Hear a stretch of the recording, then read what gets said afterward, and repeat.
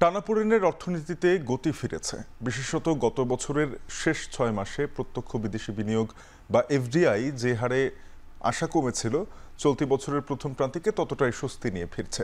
আলোচনা করব রিজার্ভ বৃদ্ধিতে মুদ্রা বাজারের প্রভাব, থাকছে ভরা মৌসুমে কেন বাড়তি চালের বাজার বা বর্ষা মৌসুমে কাঁচা মরিচের সরবরাহ কেমন। আলোচনা করব দেশের শেয়ার বাজার, বিনিয়োগ লেনদেন নিয়েও থাকছে বন্দর ও হাটের খবর। সপ্তাহ শুরুর বৌনি আয়োজন আপনাদের সাথে আছি আমি তানজিম শাফিন। আবার বাড়তে শুরু করেছে প্রত্যক্ষ বিদেশি বিনিয়োগ বা এফডিআই। প্রথম প্রান্তিকে নেট এফডিআই এসেছে 86 কোটি 46 লাখ মার্কিন ডলার। আমরা এফডিআই এর শেষ কয়েক প্রান্তিকের যে হিসেব সেটি দেখে নিতে পারি। আমাদের হাতে আছে চলতি বছরের অর্থাৎ 2025 সালের প্রথম প্রান্তিকের হিসেব পর্যন্ত, যেখানে তহবিল রয়েছে 157 কোটি 61 লাখ মার্কিন ডলারের। এর মধ্যে ঋণ পরিশোধ রয়েছে 71 কোটি 15 লাখ মার্কিন ডলারের। গত বছরের অর্থাৎ 2024 সালের শেষ প্রান্তিকে শেষ 3 মাসে আমরা দেখেছি যে এফডিআই ছিল সেটি 116 কোটি 20 লাখ মার্কিন ডলার, যেখানে ঋণ পরিশোধ হয়েছিল 67 কোটি 16 লাখ মার্কিন ডলার। গত বছরের প্রথম প্রান্তিকের যে হিসেব সেখানে এফডিআই ছিল, তহবিল রয়েছিল 105 কোটি 46 লাখ মার্কিন ডলার এবং ঋণ পরিশোধ হয়েছিল 65 কোটি 11 লাখ মার্কিন ডলার। এবারে আমরা দেখে নিতে পারি যে এখান থেকে আসলে কি পরিমাণ প্রবৃদ্ধি রয়েছে, নিট এফডিআই কি পরিমাণ রয়েছে সেই হিসাবটি।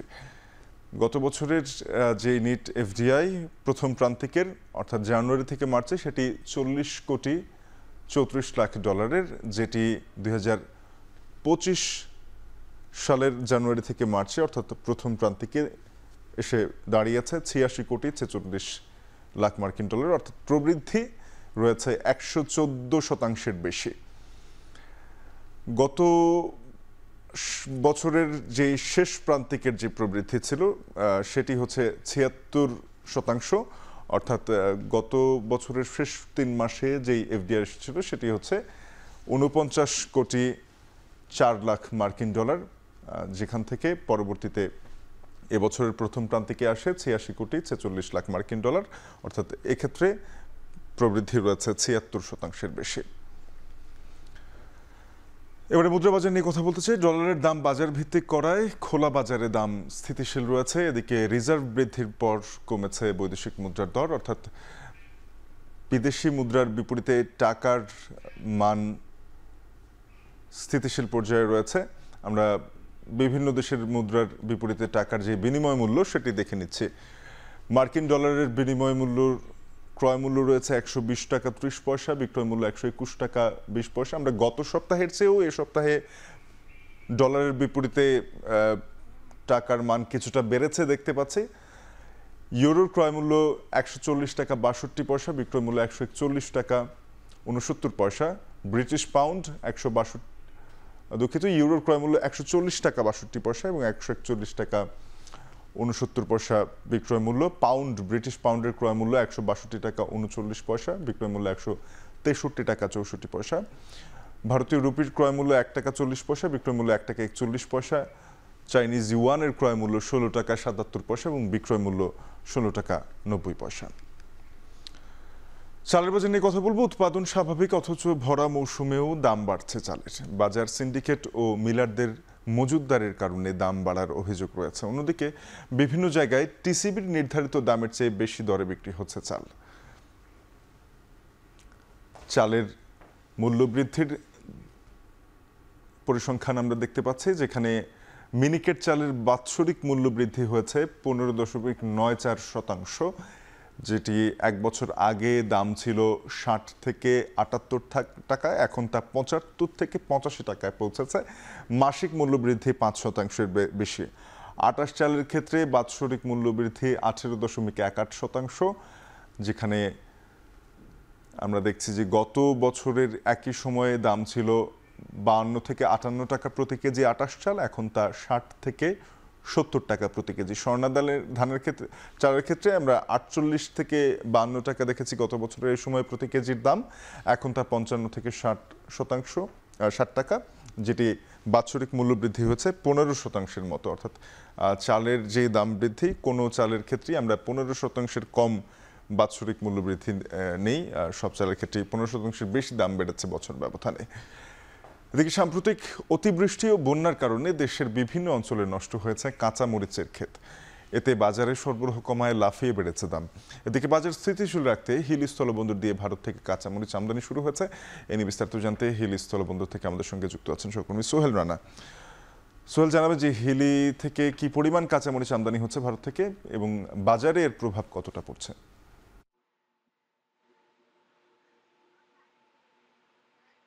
শাফিন, আমদানি তো সবেমাত্র শুরু হয়েছে গত 10ই জুলাই থেকে এই স্থলবন্দর দিয়ে ভারত থেকে কাঁচামরিচের যে আমদানি সেটি শুরু হয়েছে এবং প্রথম দিন আমরা দেখেছি 3টি ট্রাকে প্রায় 12 মেট্রিক টনের মতো কাঁচামরিচ আমদানি হয়েছে এবং সেই আমদানি কিন্তু কাঁচামরিচ গুলো স্থানীয় বাজার সহ ঢাকা এবং বিভিন্ন জায়গা থেকে কিন্তু আমদানিকারক যারা রয়েছেন তারা পাঠিয়েছেন এবং এটি আমদানি হওয়ার ফলে দামে কিন্তু অনেক ধরনের একটা প্রভাব পড়েছে। আমরা দেখেছি গতকালকেও এই বন্দর দিয়ে প্রায় 6 ট্রাকে 52 মেট্রিক টন কাঁচামরিচ আমদানি হয়েছে। এই এত পরিমাণ কাঁচামরিচ আমদানি হবার ফলে বাজারে যে প্রভাবটি পড়েছে সেটি আমরা দেখেছি প্রায় 40 থেকে 50 টাকা কেজিতে দাম কমেছে। আমরা আমদানি শুরুর আগেও দেখেছিলাম যে বাজারে 240 থেকে 250 টাকা এবং জায়গা ভেদে, স্থান ভেদে সেটি 300 টাকা আর 350 টাকা পর্যন্ত কাঁচামরিচের কেজি বিক্রি হয়েছিল। সেটি বর্তমানে দাম কমে কিন্তু এখন 180 থেকে 200 টাকা পর্যন্ত বিক্রি হচ্ছে। অর্থাৎ বলা চলে যে কেজিতে প্রায় 40 থেকে 50 টাকা কিন্তু কাঁচামরিচের দাম কমেছে। আমি ব্যবসায়ীদের সাথে কথা বলেছি, তারা যেটি বলছেন যেহেতু কাঁচা মরিচ একটি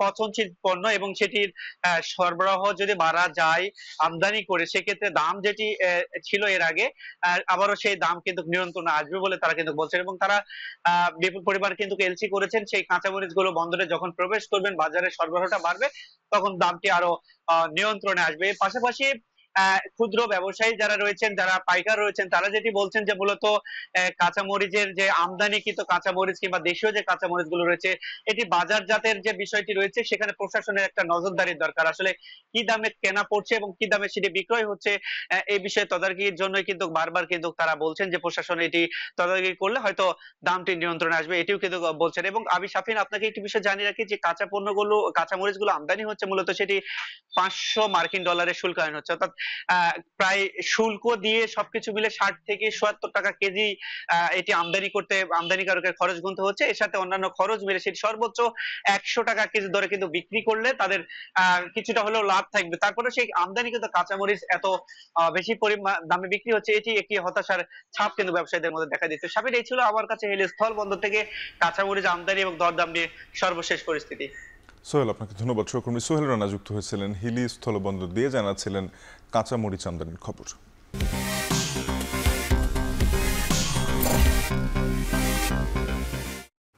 ঘুরে দাঁড়াচ্ছে দেশের পুঁজিবাজার। প্রধান পুঁজিবাজার ঢাকা স্টক এক্সচেঞ্জে গেল সপ্তাহে টানা 4 কার্যদিবস সূচক ঊর্ধ্বমুখী ছিল, লেনদেন এবং মূলধনও বেড়েছে। চলতি সপ্তাহের প্রথম কার্যদিবসে দেশের প্রধান পুঁজিবাজারের অবস্থা দেখে নেব ডিএসসির ওয়েবসাইট থেকে। আজকের দিনে এখনো পর্যন্ত ইতিবাচক প্রবণতায় রয়েছে লেনদেন। সার্বিক সূচক ডিএসইএক্স এখনো পর্যন্ত বেড়েছে 10.18 পয়েন্ট, দাঁড়িয়েছে 5078.22 পয়েন্টে। বেড়েছে সরিয়া সূচক বেড়েছে 4.53 পয়েন্ট, দাঁড়িয়েছে 1105.49 পয়েন্টে। এছাড়া ভালো ভিত্তির প্রতিষ্ঠান নিয়ে গঠিত ডিএস30 সূচকটিও বেড়েছে 2.23 পয়েন্ট, দাঁড়িয়েছে 1910.86 পয়েন্টে। টাকার অঙ্কে এখনো পর্যন্ত লেনদেন হয়েছে 472 কোটি 57 লাখ টাকার। অর্থাৎ লেনদেন, যেহেতু লেনদেনের আরও কিছুটা সময় বাকি আছে, 500 কোটি ছাড়িয়ে যাবে সেটি বলা চলে। এছাড়া আজকে বেশিরভাগ প্রতিষ্ঠানের শেয়ার দর বেড়েছে, 199টি প্রতিষ্ঠানের শেয়ার দর বেড়েছে এখনো পর্যন্ত। দর কমেছে 133টির এবং দর অপরিবর্তিত থেকেছে 69টি প্রতিষ্ঠানের শেয়ার। আমরা দেখছি যে বেলা 10টায় লেনদেন শুরুর পরে আধা ঘন্টার মতো কিছুটা নেতিবাচক প্রবণতা দেখা যায়। এরপর থেকে উত্থান পতনের মধ্য দিয়ে দিন শেষে আসলে ইতিবাচকতার মধ্য দিয়ে শেষ হচ্ছে আজকের লেনদেনে। চলতি সপ্তাহে বেশ কিছু প্রতিষ্ঠানের পর্ষদ সভা রয়েছে পুঁজিবাজারে, দেখে নেব তাদের তথ্য। প্রাইম ইসলামী লাইফ ইন্স্যুরেন্স লিমিটেড 13 জুলাই পর্ষদ সভা রয়েছে। আইসিবি ইসলামী ব্যাংক লিমিটেড 15 জুলাই পর্ষদ সভা রয়েছে। উত্তরা ব্যাংক পিএলসি 16 জুলাই, গ্রামীণ ফোন লিমিটেড 16 জুলাই এবং বাংলাদেশ ফাইন্যান্স পিএলসি 17 জুলাই। আর্থিক খাতের 4টি প্রতিষ্ঠান এবং গ্রামীণ ফোনের পর্ষদ সভা রয়েছে চলতি সপ্তাহে। ব্রাহ্মণবাড়িয়ায় সংগ্রহ অভিযানের মেয়াদ শেষের 1.5 মাস আগে লক্ষ্যমাত্রার শতভাগ ধান সংগ্রহ করেছে খাদ্য বিভাগ, আর চাল সংগ্রহ হয়েছে 70% বেশি। এ নিয়ে আরও জানাতে জেলা খাদ্য গুদাম থেকে যুক্ত হয়েছেন সহকর্মী আজিজুল সঞ্চয়। সঞ্চয়, জানাবে যে 1.5 মাস আগে ধান সংগ্রহের লক্ষ্যমাত্রা পূরণ হলো, কিভাবে সম্ভব হলো এবং চাল সংগ্রহ কার্যক্রম কতটা গতিশীল? শাফিন, গেল কয়েক বছর ধরে কিন্তু ব্রাহ্মণবাড়িয়াতে যে সরকারের যে ধান সংগ্রহের লক্ষ্যমাত্রা সেটি কিন্তু অর্জিত হয়নি। এর মূলত যে কারণগুলো বলা হচ্ছিল যে বিভিন্ন সময় যে ধানের ফলন কম হওয়া বা ধানের যে ঊর্ধ্বগতি, এসব কারণে আসলে কৃষকরা কিছুটা নিরুৎসাহিত ছিলেন, যার ফলে তারা আসলে এখানে এই গুদামগুলোতে কিন্তু তারা ধান সরবরাহ করেনি। তবে এবার যেটি হচ্ছে যে এবার মূলত ধানের ফলন ভালো হওয়ার পাশাপাশি যে ধানের যে স্থিতিশীল অবস্থা এবং যে সরকারিভাবে যে ধানের যে দর দেওয়া হয়েছে, অর্থাৎ 36 টাকা কেজি দরে সরকার কৃষকের কাছ থেকে ধান সংগ্রহ করছে, যার ফলে কৃষকরা অনেকটা উদ্বুদ্ধ বা স্বতঃস্ফূর্তভাবে এই গুদামগুলোতে তারা ধান সরবরাহ করছেন, যার ফলশ্রুতিতে কিন্তু 1.5 মাস আগেই এই সরকারিভাবে যে ব্রাহ্মণবাড়িয়াতে যেই 14,126 টন ধান সংগ্রহের লক্ষ্যমাত্রা নির্ধারণ করা হয়েছিল সেটি ইতিমধ্যে শতভাগ অর্জিত হয়েছে বলে আমরা খাদ্য বিভাগের কাছ থেকে তথ্য পেয়েছি। এবং তারা বলছেন যে এই এবার যে দর দেওয়া হয়েছিল সেটি কিন্তু মন হিসেবে প্রায় 1440 টাকা মন পড়ছে, অর্থাৎ কৃষকরা এখানে যে ধান দিয়ে থাকেন সেগুলোর মান এবং যেই মান ভেদে আসলে যে দাম দেওয়া হয়েছে সরকার, সেটিকে আসলে লাভজনক দর বলছেন কৃষকরা, এবং কৃষকরা কিন্তু বেশ খুশি। অর্থাৎ এবারই কৃষকের মুখে আমরা হাসি দেখতে পেয়েছি এই যে সরকারি গুদামে তারা ধান দিতে পারে। এবং চাল সংগ্রহের ক্ষেত্রেও কিন্তু একটি ইতিবাচক ধারা আমরা দেখতে পাচ্ছি, অর্থাৎ এখন পর্যন্ত এই গুদামে সরকারিভাবে যে সংগ্রহের লক্ষ্যমাত্রা ছিল 78,772 টন, তার মধ্যে 56,100 টনের মতো চাল সংগ্রহ হয়ে গিয়েছে, এবং এটি শতাংশের হিসাব বলতে গেলে প্রায় 72% চাল কিন্তু ইতিমধ্যে সংগ্রহ হয়ে গিয়েছে। এবং এটি নিয়ে আসলে খাদ্য বিভাগ কিন্তু তারা কিন্তু খুব আশাবাদী যে আসলে এখন যে বাকি যে সময়টি আছে, অর্থাৎ গেল 24 এপ্রিল থেকে এই সংগ্রহ কার্যক্রমটি শুরু হয়েছে এবং সেটি আগামী 31 আগস্ট পর্যন্ত চলবে। এবং এর ফলে কিন্তু বলা যেতে পারে যে খাদ্য বিভাগের আশা করছে তারা এবার নির্ধারিত সময়ের আগে তারা চাল সংগ্রহ করতে পারবে। এবং এই যে চাল সংগ্রহের ক্ষেত্রে কিন্তু যে দর দিয়েছে সরকার, অর্থাৎ যেই 49 টাকা কেজি দর দিয়েছে চালকল মালিকদেরকে, এবং আমরা চালকল মালিকদের সঙ্গে কথা বলেছিলাম, তারাও কিন্তু বেশ উৎফুল্ল বলছে। তারা কিন্তু বলছেন যে যেই দরটি আসলে সরকার এবার দিয়েছে, যেই 49 টাকা কেজি দরে তারা চাল দিতে পারছেন সরকারি গুদামগুলোতে, সেটি আসলে তাদের জন্য কিন্তু লাভজনক বলে তারা বলছেন। আমি কথা বলেছিলাম জেলা চালকল মালিক সমিতির সাবেক সাধারণ সম্পাদক মোহাম্মদ উবাইদুল্লাহর সঙ্গে। তিনি বলছেন যে তারা গেল কয়েক বছর কিন্তু তারা সরকারি গুদামে চাল দিয়ে খুব বেশি মুনাফা তারা করতে পারেনি, তাদের বেশিরভাগ ক্ষেত্রে তাদের কিছুটা লোকসান গুনতে হয়েছে। তবে এবার যেই সরকার যে দর দিয়েছে 49 টাকা কেজি দর, সেটি তাদের জন্য লাভজনক বলছে, এবং সেজন্যই তারা আসলে ইতিমধ্যে প্রায় 72% পর্যন্ত চাল তারা দিয়ে দিয়েছেন, এবং তারা বাকি যে চাল আছে সেটিও কিন্তু তারা নির্ধারিত সময় কিন্তু দিতে পারবেন বলে তারা আমাদেরকে জানিয়েছেন। তো শাফিন, আমার কাছে এই ছিল ব্রাহ্মণবাড়িয়া থেকে এই যে ধান চাল সংগ্রহ কার্যক্রম নিয়ে সবশেষ তথ্য। সঞ্চয়, আপনাকে ধন্যবাদ। সহকর্মী আজিজুল সঞ্চয় যুক্ত হয়েছিলেন ব্রাহ্মণবাড়িয়া জেলা খাদ্য গুদাম থেকে, জানাচ্ছিলেন ধান চাল সংগ্রহ কার্যক্রমের অগ্রগতি নিয়ে।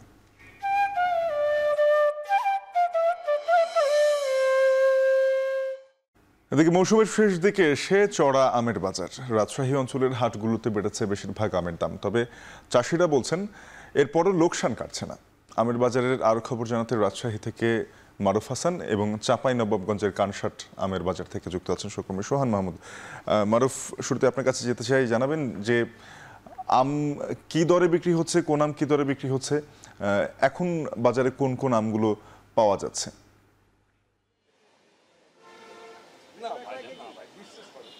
শাফিন, রাজশাহীতে কিন্তু যে আজকের যে আমের বাজার সেটি কিন্তু অনেকটাই চড়া। বিগত যে সপ্তাহ গেছে সেই গত সপ্তাহের তুলনায় আজকে আমের দাম কিন্তু দ্বিগুণ পরিমাণ বৃদ্ধি পেয়েছে।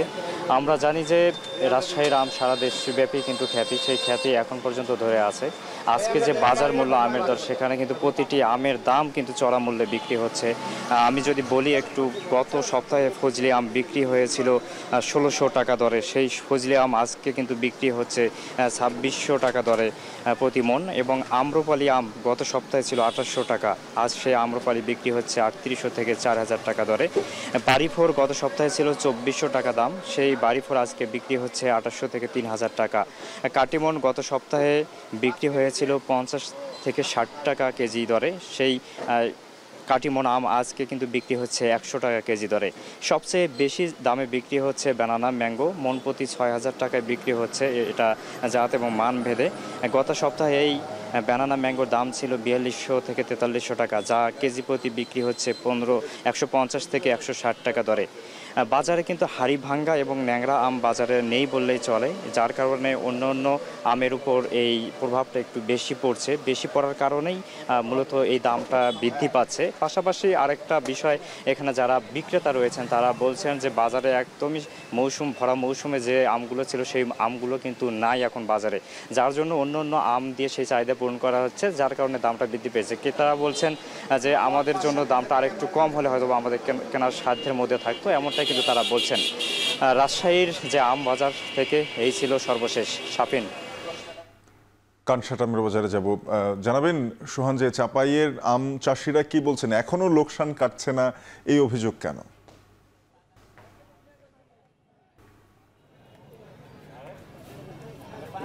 শাফিন, আমরা সকাল থেকে অবস্থান করছি চাঁপাইনবাবগঞ্জের কানসাট আম বাজারে। এখানে এসে দেখলাম ক্রেতা বিক্রেতাদের হাঁকডাকে একদম মুখরিত এই কানসাট আম বাজার। এখন এই বর্তমান সময়ে এসে প্রায় সিজনাল আমগুলো শেষ পর্যায়ে, এখন বাজারে ফজলি, আশিনা, এছাড়াও বাড়িফোর, এছাড়াও বিভিন্ন জাতের আমে ভরে উঠেছে এই কানসাট আম বাজার। এখন বর্তমানে ফজলি আম বিক্রি হচ্ছে 2000 টাকা বা 2500 টাকা মন। এই চাষিরা বলছেন গত 7 থেকে 8 দিন আগে এই আম বিক্রি হচ্ছিল 8 থেকে 900 টাকা মন দরে, যা গত 4 দিনে দাম বেড়েছে প্রায় 7 থেকে 800 টাকা। আপনাকে বলে রাখি সাফিন, এতেও আম চাষিরা লোকসান উঠাতে পারছেন না, কারণ যে টাকা খরচ করে তারা এই আম উৎপাদন করেছেন সেই টাকা তাদের উঠছে না। কারণ হিসেবে ব্যবসায়ীরা বলছেন বা এখানকার চাষিরা বলছেন 1 মণ আমে তাদের উৎপাদন খরচই হয়েছে প্রায় 12 থেকে 1300 টাকা। আপনাকে যদি একটু বুঝিয়ে বলি সাফিন, আজ থেকে যখন 7 থেকে 8 দিন আগে একদম সিজন ছিল ফজলি আমে, সে সময়ে চাষিরা দাম পাননি, সে সময়ে আম বিক্রি করেছেন 8 থেকে 900 টাকা। এখন পোকার কামড়ে এছাড়াও বিভিন্নভাবে বৃষ্টিতে নষ্ট হয়েছে এখানকার আম, এই কারণে মূলত এখানে আমের দাম বেড়েছে। এছাড়াও আমরা যদি একটু বলে রাখি আপনাকে সাফিন, চাঁপাইনবাবগঞ্জের এই কানসাট আম বাজার কিন্তু সারা দেশের সবচেয়ে বড় আম বাজার। এখানে নওগাঁ এছাড়াও বিভিন্ন জেলা থেকে কিন্তু এই কানসাট আম বাজারে আম আছে। তো সাফিন, চাঁপাইনবাবগঞ্জের কানসাট আম বাজার থেকে এসেছিল আমার কাছে সর্বশেষ। সোহান, আপনাকে ধন্যবাদ। সহকর্মী সোহান মাহমুদ চাঁপাইনবাবগঞ্জ থেকে। এর আগে মারুফ হাসান রাজশাহী থেকে জানাচ্ছিলেন রাজশাহী অঞ্চলে শেষ দিকে মৌসুমের আমের বাজার নিয়ে। এ ছিল আজকের বৌনি আয়োজন। এখন টেলিভিশনের ওয়েবসাইট দেখতে ভিজিট করুন www.ekhon.tv। যুক্ত থাকুন ফেসবুকে facebook.com/tv.ekhon এবং ইউটিউবে দেখতে ভিজিট করুন youtube.com/c/ekhon tv।